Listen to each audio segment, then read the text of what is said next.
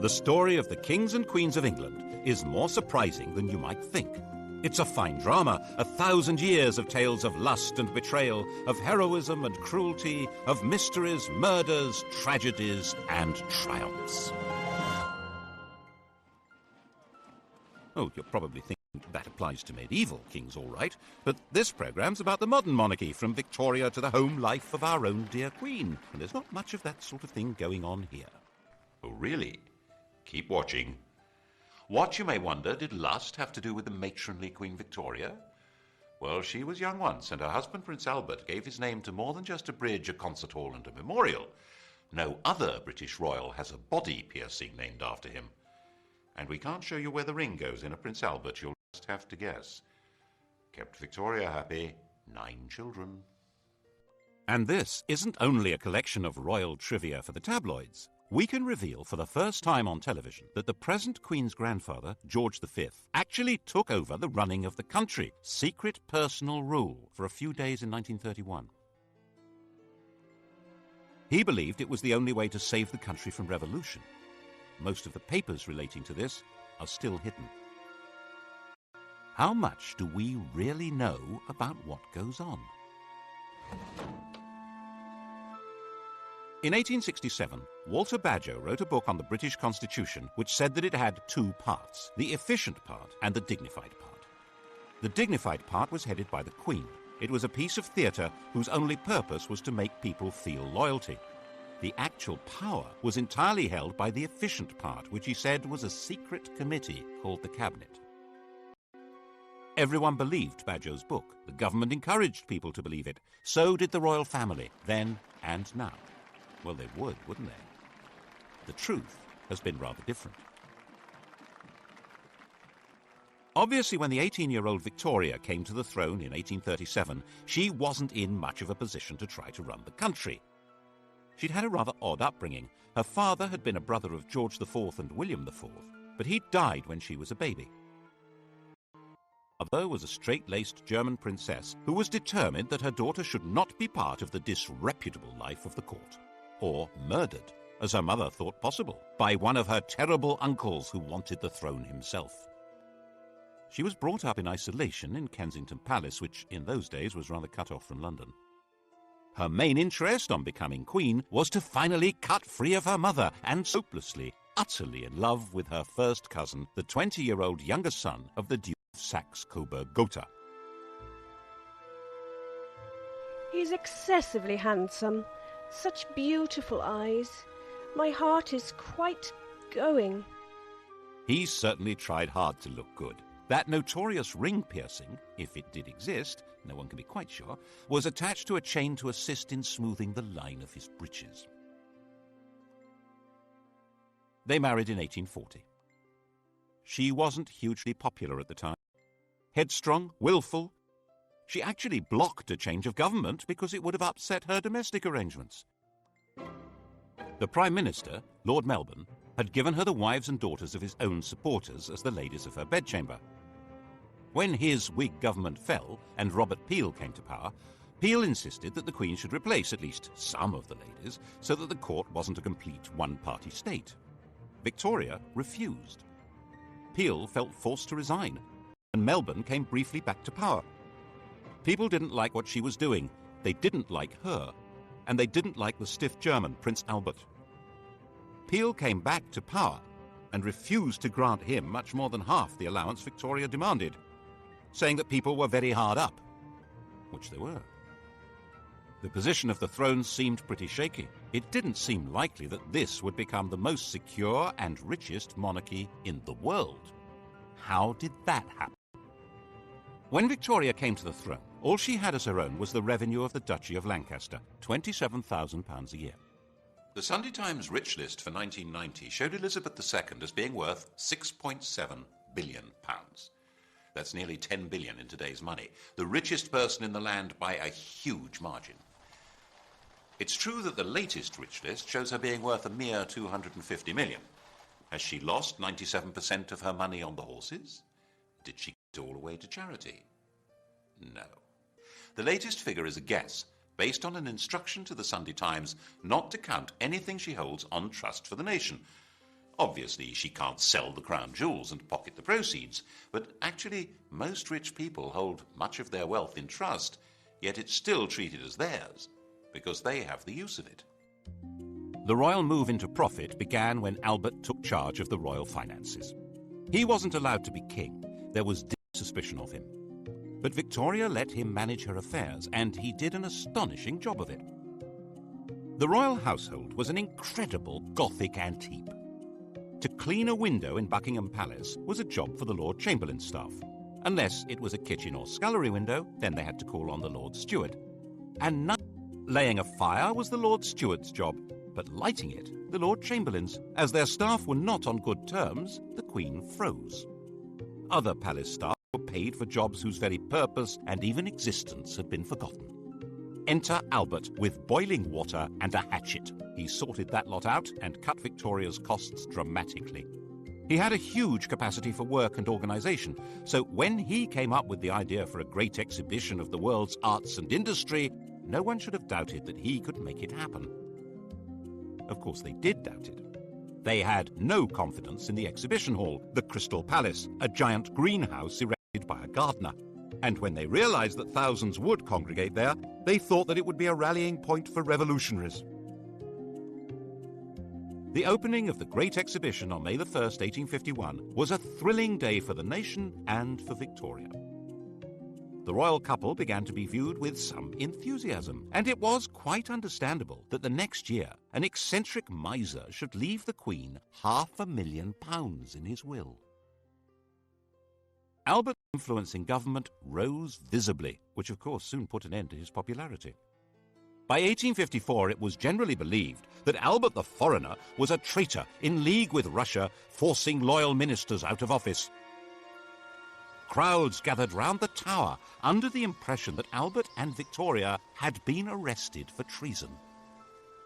That frenzy died down, but at the back of it were two things that were going to be permanent problems. One was that the Queen and the consort must have some role in running the country, but that couldn't be squared with any kind of representative government. And the other was that people were realizing that the monarch was making a profit, and they didn't like it.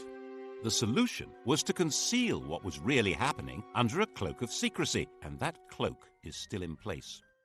When I was researching a book on the most sensitive part of this story, I needed to see some papers that should have been released by the Ministry of Defence. The then Navy Minister, David Owen, read the file and released it, but the crucial documents weren't there. He suggested they would have been treated as the private property of the Crown and kept in the Royal Archive. Private. I wasn't allowed in.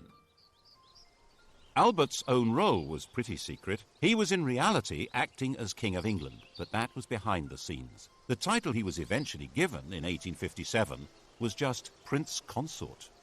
He took it very seriously and worked himself to death. His last act as the hidden King of England was at the end of 1861 to stop the Prime Minister from sending an angry dispatch to the American government. If it had been sent, England would probably have been pushed into the American Civil War. On the terrible shriek, she never recovered. She retired to Scotland and went into what seemed to be everlasting mourning. She and Albert had built a number of retreats for themselves, Osborne on the Isle of Wight, Sandringham in Norfolk, and her favourite Balmoral. Here she hid for months at a time with the faithful Highland retainer John Brown. He was allowed enough familiarity for the Queen to be widely referred to as Mrs. Brown. Victoria herself could see no reason to take part in public ceremonies like the opening of Parliament. She thought that her hidden role as the head of her government was enough. But that, of course, led many people to wonder why they had to pay for her upkeep at all. She received, as she had done from the start of her reign, £385,000 a year from the government. It was more than she needed. Her court was nowhere near as expensive as, for instance, George IV's had been. And without her being visible, many people could see no point in her having this money. By the 1870s, there was a strong Republican movement expressing itself in newspapers, large public meetings, and in Parliament. The nature of the country was changing dramatically. New industrial cities were darkening the landscape with smoke and soot. A new kind of society was formed, a society of factory workers and low-paid artisans, of builders and miners and metal workers. These were people outside the political world, with no natural attachments to traditional political structures. And there were a lot of them. The anti-royalist head of steam built up every time Parliament was asked for extra grants to Victoria's children when they came of age or married. But in fact, it was very probably these children who saved her throne. No British statesman wanted to see the royal family given its marching orders when their marriages offered such a useful back door into the chancelleries of Europe. Victoria's eldest daughter was married to the heir to the Kaiser of the new German Empire and was a strong and useful influence on her husband and a thorn in Bismarck's flesh. The heir to the British throne, Albert Edward, had married Alexandra, daughter of the King of Denmark and sister of the King of Greece. The Greek crown had actually been offered to another of Victoria's sons, Alfred. The Greeks had sacked their own king and held a national vote on who should get the throne. 95% of them voted for Alfred, who was at the time an 18-year-old midshipman in the Royal Navy. The government made him turn it down because they had promised to keep their hands off Greece. Never mind. It went as a sort of hand-me-down to the son of England's good friend, the King of Denmark. And in 1874, Alfred married the daughter of Tsar Alexander II, which was jolly useful given the Anglo-Russian competition on the edges of India. These were marriages that would produce. Died in 1901. She had over 90 living descendants. It was a full-time job just getting them birthday presents. The rulers of Germany, Greece, Romania, Norway, Russia, Yugoslavia, Spain, and Sweden would all trace their descent from this stout little lady. There was a downside to this royal intermarriage. Victoria was a carrier of haemophilia, the condition that prevents blood from clotting, and the Spanish, Prussian, and Russian royal families were consequently affected by it.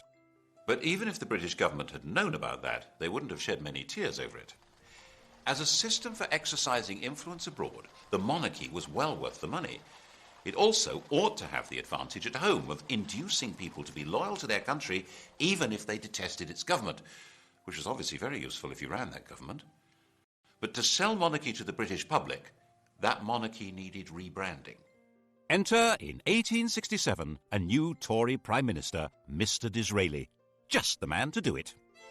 He flattered, flirted, and lured Victoria out of mourning and back to public life, creating her Empress of India, turning her into the Queen Empress. Britain was now a world power with an international trade that dwarfed all others. Its navy dominated the oceans, and its empire expanded on the simple principle that trade follows the flag. And if the Union Jack is flying in each remote corner of the globe, then other flags aren't. The problem was for a small country with a very small army to rule ever more of the Earth's surface. That rule couldn't be maintained by force. It required the consent of the governed. And the grand theatricality of Disraeli's Victorian imperialism invited people throughout the empire to take pride in being subjects not of a bunch of industrialists and politicians, but of a prim and matronly great sovereign. Victoria became the logo of the British Empire. Her portrait spread all over the world, thanks especially to the introduction of postage stamps. Her statue would appear in virtually every ambitious town and city of the British Empire. And where there was no statue, there would certainly be a Victoria Street, or Victoria Park, or Victoria something. The whole process came to a glorious climax in her Golden Jubilee of 1887.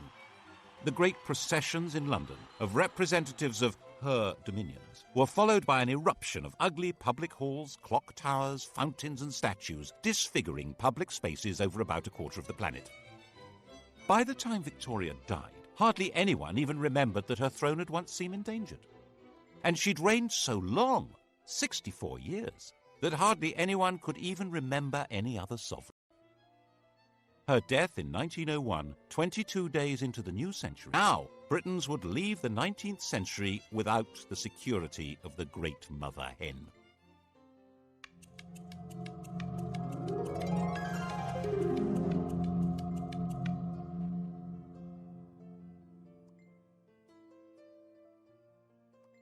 Victoria would cast a long shadow. Elizabeth II, coming to the throne 51 years later, would be the first of her successors who had no personal memory of her. Her oldest son, Albert Edward, the new King Edward VII, was already 59 years old. The funeral of the Queen Empress and Edward's coronation involved a huge invention of traditions and ceremonies. And in this atmosphere, it's not surprising that Edward was granted an annual allowance even greater than Victoria's. A few voices said that it was unnecessary for the king to have as big an income as Andrew Carnegie, the Bill Gates of his day, but no one took much notice. Edward had been given a miserable and oppressive childhood. Victoria had measured him by the impossible yardstick of her hero worship of the perfect man, his father. Naturally, young Bertie had rebelled. Of course, his first visit to a prostitute shocked his parents deeply. It happened to be followed by Albert's fatal illness, which Victoria had inevitably blamed on her wicked son. She had arranged marriage shortly afterwards in the hope that domestic discipline would rein him in. Princess Alex of Denmark was beautiful, but she was also deaf and dull company.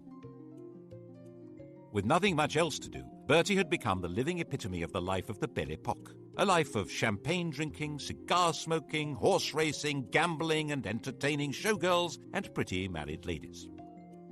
He was naturally drawn to the company of outsiders, not just shady characters, but Jews and Catholics, bankers and foreigners, and he was outspokenly outraged by the casual racism of the empire. Because a man has a black face and a different religion than our own, there is no reason why he should be treated as a brute.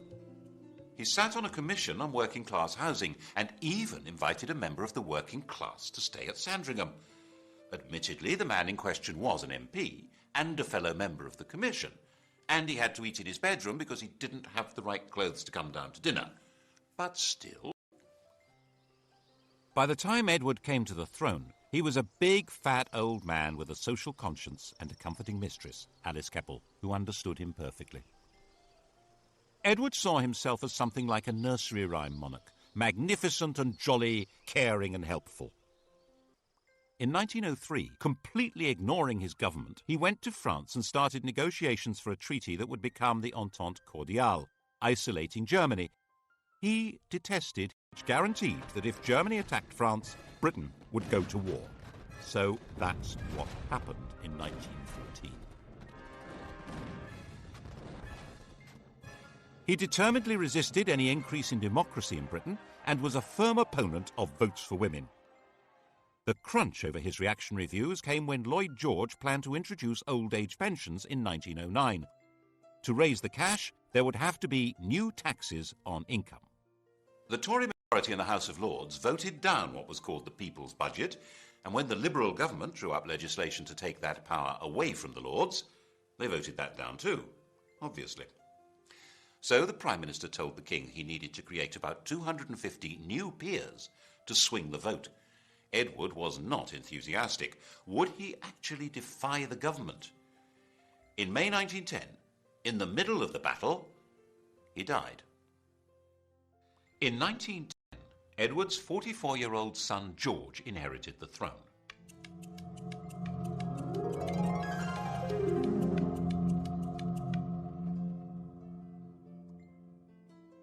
He was the late King's second son. He'd worked as a commander in the Navy, to which he was deeply attached. But in 1892, his elder brother Clarence had died, and he'd unexpectedly become heir. To step into his brother's shoes, he'd left his job and married the woman who'd been betrothed to Clarence, a relative called Princess Mary of Teck. He now inherited a fortune worth around 140 million in today's prices, and a political crisis. As part of the deal with the government to pass the budget and cut the powers of the House of Lords, it was agreed that the Crown could stop paying any income tax. In return, the King would pay for his own trips abroad. The new constitutional deal drew the teeth of the House of Lords. Whatever the elected government in the Commons decided to do, it now could do. The only possible break on its power was now the King, and the question was, of course, whether he would ever exercise it, and what would happen if he tried. At first, the Crown was too weak to try. When war began with Germany in 1914, George was seen, naturally enough, as a German, which he was. He kept a bit quiet about his courtesy titles of Field Marshal General of the Prussian Army and Admiral of the Imperial German Navy. To make himself seem more British and therefore more secure, In July 1917, George felt forced to change his family name from Saxe-Coburg-Gotha to Windsor and stop being a German prince and Duke of Saxony. Revolution was a real danger. Cousin Nicky, the Tsar of Russia, was deposed in February 19th, agreed to it. But King George was terrified of being associated with a man now labelled tyrant by revolutionaries, so he forced the government to withdraw the offer. The Bolsheviks took over Russia in October, and Nicholas and his family were slaughtered.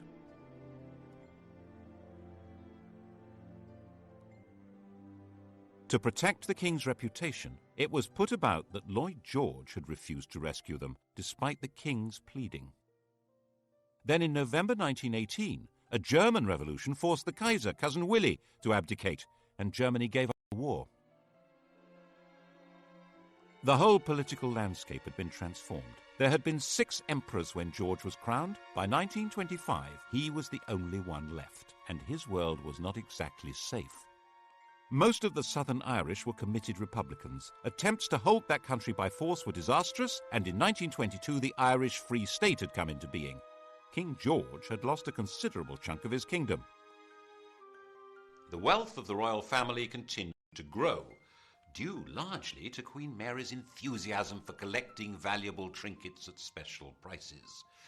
The Romanovs hadn't been allowed to join the British royals, but a substantial chunk of their jewellery did.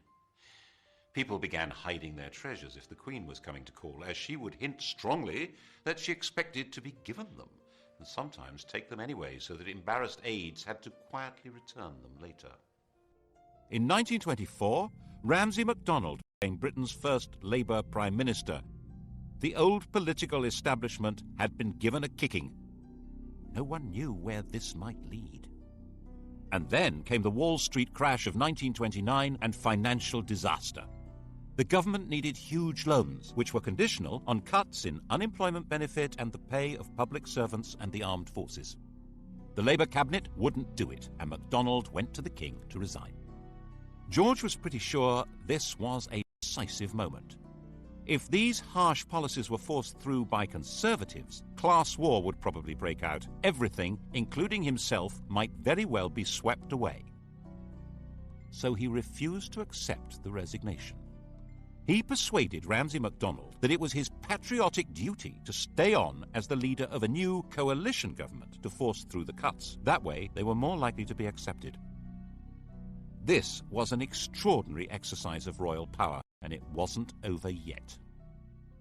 When the cuts were announced in September 1931, the entire Atlantic Fleet went on strike. This was the most powerful military force in the world, and it was gathered at Invergordon. There was total panic in the Admiralty. Mutiny! The intelligence service, all the disaffected, including the police, on the way. The financial markets went into a tailspin, and the Bank of England was forced to stop exchanging pounds for gold, going the gold standard. The Admiralty drew up plans to bombard the mutinous fleet from the land and sink its own ships. And the king decided he had to save the navy and the country. He knew sailors. They weren't revolutionaries. They just needed to be spoken to in the right way. In complete secrecy, he took control, appointing a retired admiral to deal with the situation. Admiral John Kelly was not appointed by the government or the Admiralty and was instructed not to report to them, but directly to King George. He offered the sailors a deal. If they sailed back to their home ports, the king would see to it that their grievances were taken seriously and they would not be punished. It was a sensible approach, and it worked. But all evidence of the king's role and Kelly's appointment was hidden. We're not supposed to know what power royalty can wield. Of course, the bit about mutineers not being punished was a lie. Once the danger was past, the leaders were identified and quietly removed. The following year, 1932, King George gave the first Christmas radio message. He was now a presence in homes throughout his empire. The empire had changed its form, of course, and in 1931 the dominions, the white bits of the empire, Canada, Australia and so on, had become legally independent of Westminster. They were the Commonwealth, and the sovereign was its institutional core.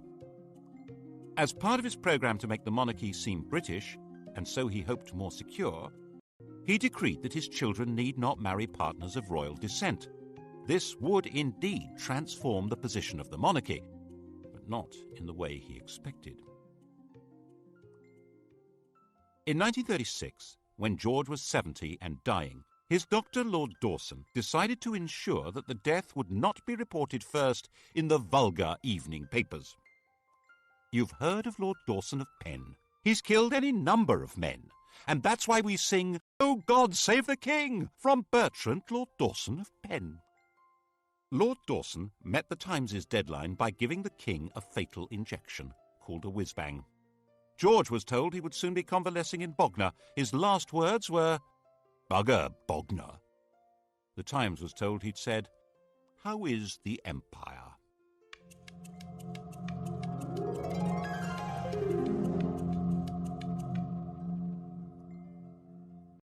His successor, his son Edward, was 38, the poorly educated child of rather dysfunctional parents. The Queen had been completely distant, and King George famously said, "My father was frightened of his father, I was frightened of my father," but had escaped by travelling widely, and as the world's most eligible bachelor enjoyed affairs with a number of married women, culminating in the love of his life, the twice-married, elegant American Wallis Simpson. At the time of Edward's succession, the affair was in full swing, and her husband had resigned himself to a divorce. The British press completely censored the whole subject, while the rest of the world was fascinated by it. Edward insisted that he was going to marry Wallis and make her queen. The Prime Minister and the Archbishop of Canterbury said the country wouldn't stand for it. Were they right? Probably not. Edward was actually pretty popular. He wanted to go on the radio and appeal to the nation, but he wasn't allowed to do that. He was told it was unconstitutional. Without a written document, the Constitution is what the government can get away with. They had their reasons. These went beyond the court gossip that Wallis was said to be a lesbian, or a man, engaged in a sadomasochistic relationship with Edward. The crucial issue wasn't even that the head of the church shouldn't marry a divorcee, or that secret investigators had reported that Wallis Simpson had 2 other lovers, a car salesman and an Irish peer. The real reason only came to light in 2002. Secret documents show that the FBI told the British government that Wallis had another lover, the German ambassador von Ribbentrop. In fact, the FBI said she was a Nazi agent. That was why the government insisted Edward must give her up to keep the throne. Edward chose love rather than the crown. He abdicated and took Mrs. Simpson to live in France. The coronation went ahead, but with his brother Albert sitting on the throne.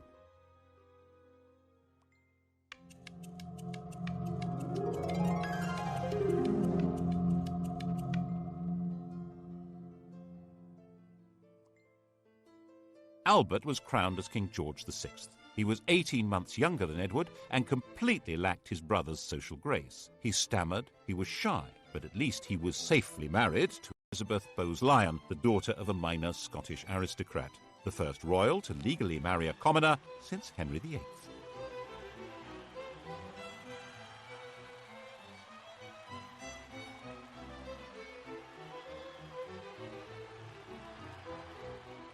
George didn't have much in the way of winning ways, but his wife, enraged at what Edward had done, was determined to help him through.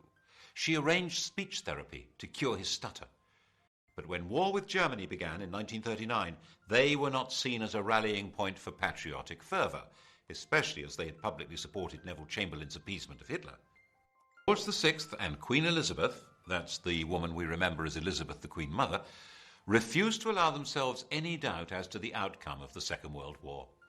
When Buckingham Palace was bombed, the Queen said she was glad. It meant she could look the East End in the face. At least it meant the royal couple wouldn't be booed anymore when they visited other people's bombed-out homes. Actually, while they spent their days in London, they retreated for the night to Windsor, which was considerably safer. Nevertheless, they did have one really narrow escape.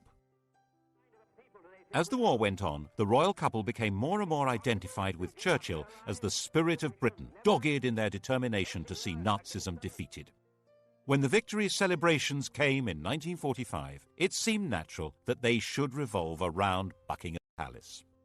By the time of his premature death from smoking in 1952, this shy country gentleman and his queen had gone a very long way to restoring the monarchy to its central place in British life. It had vanished virtually everywhere else. There had been 16 monarchies on the continent of Europe when Victoria died. Now there was only Sweden. Monarchs were restored to Belgium, Holland, Norway and Denmark, but as a pale shadow of the old European royalty.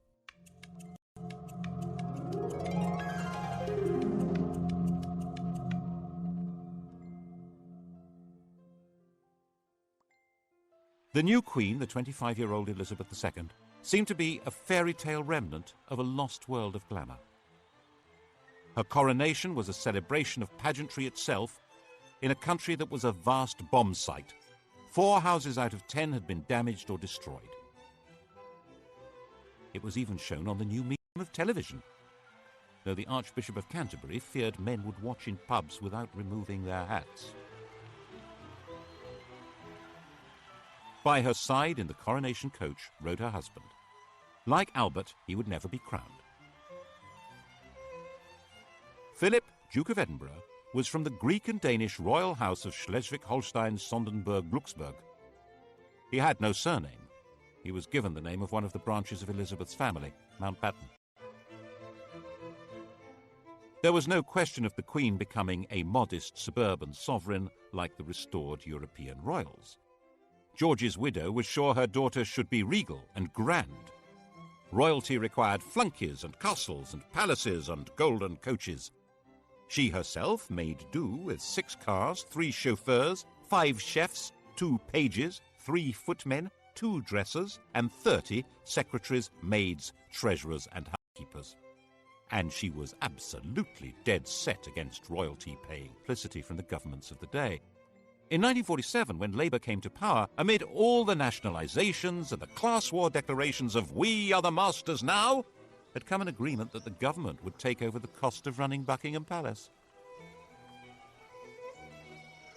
Now the Conservatives said the government would take over the cost of the royal train and royal visits abroad, and freed the Queen from paying tax on property, apart from rates on Sandringham and Balmoral.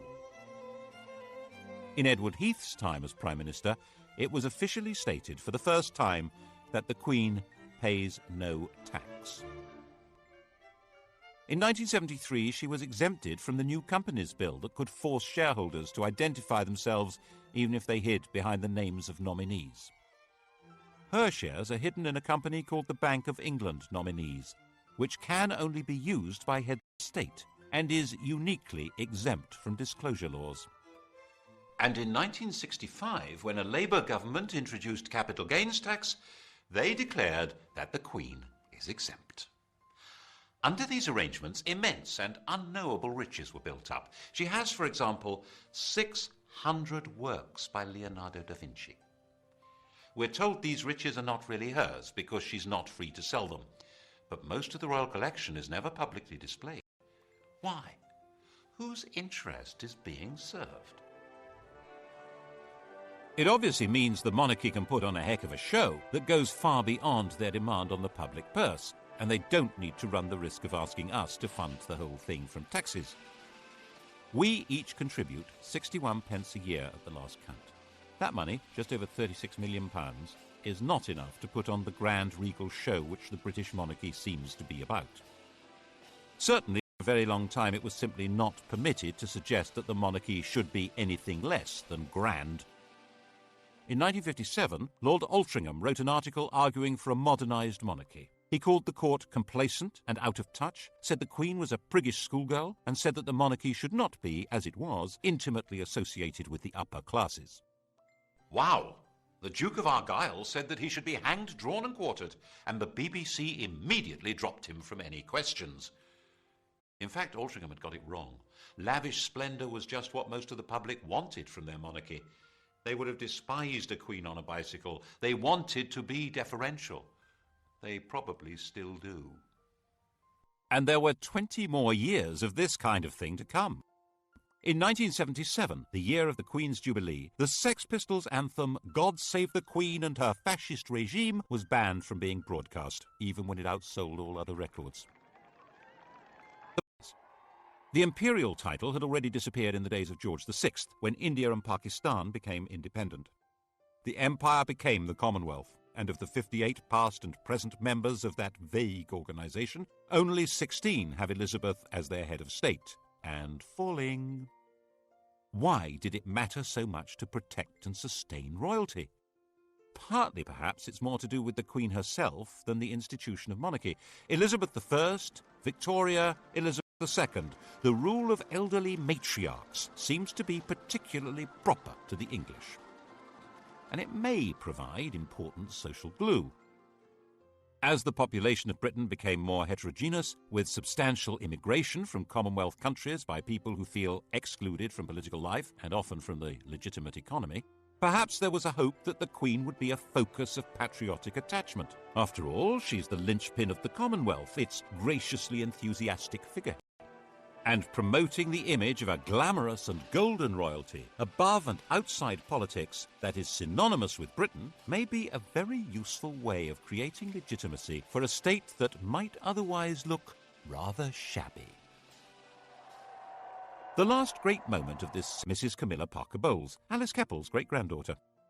Diana said that on the honeymoon he was more interested in reading 8 books by Laurens van der Post than in her, and he wore Charles Camilla cufflinks. And when she became distressed, she felt strongly that the royal family turned against her. In 1992, it all blew apart in what the Queen called her annus horribilis. Her second son, Andrew, separated from his wife Sarah Ferguson, who was pictured topless being kissed by her financial advisor. Her daughter, Princess Anne, divorced Captain Mark Phillips. Charles and Diana split up, with spectacular accusations being made in the press and on television. And Windsor Castle caught fire. That was when the ground really began to shift. At least when it was explained that the £40 million repair bill would be paid by the public. There was a huge collective breath of, "No, it won't." And so the Queen decided it would be much the wisest thing to offer to pay 70% of the cost. She opened up some of her homes to the public to raise the cash. There was still astonishingly little direct criticism of the Queen. In an age when television and the press have the power to pull down anyone, the Queen and her mother were treated with respect, even devotion. But the rest of the royal family had become fair game and were subjected to a ferocious assault of public humiliation. Why did we support the royal family and all their wealth? Why were we giving them all this money? The press pack was baying at their heels and refund the parliamentary allowances received by other members of the royal family. But things didn't get any better. And the Queen herself began to be criticised in 1997, when Princess Diana was killed in a car crash in Paris. We all remember the shock and horror and the debate about the lack of public reaction by the senior members of the royal family. There was a widespread feeling that at that moment they were not in fact part of the nation. Was the programme started by George V of integrating the monarchy into the life of the nation coming unravelled? Instead of the monarch playing the role of warning and advising the Prime Minister, which is supposed to be her constitutional role, the Prime Minister warned and advised the sovereign to take public action. She had to be seen to grieve, or the monarchy itself might be in danger. And now we wait to see what happens next. The heir to the throne and his mistress are forever tainted with the image of the princess that was publicly destroyed. The Queen is an old lady, with a reign that begins to rival Victoria's in length. Can anyone be certain that the country would accept her son as king? There's always been a bargain at the heart of monarchy in this country. The monarch has always been dependent on the people. That bargain has been the key to survival.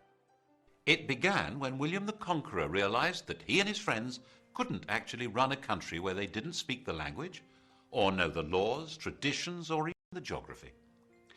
It was restated in a series of crises in which monarchs who tried to rule without consent were simply dumped. Matilda, Jane Grey, Richard Cromwell, James II.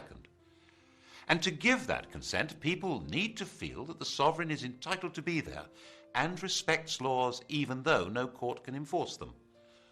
Laws which today probably include having to pay tax. Partly, of course, the institution is sustained by the character of the Queen herself. Faced with enormous pressures and a job from which there is no possibility of rest, she has retained a calm resilience and exquisite constitutional carefulness which guarantees her a respectful place in history. Then what? The British monarchy is certainly a great addition to the gaiety of nations. Partly as a soap opera, partly as a walking, talking anachronism that makes other heads of state visibly uneasy.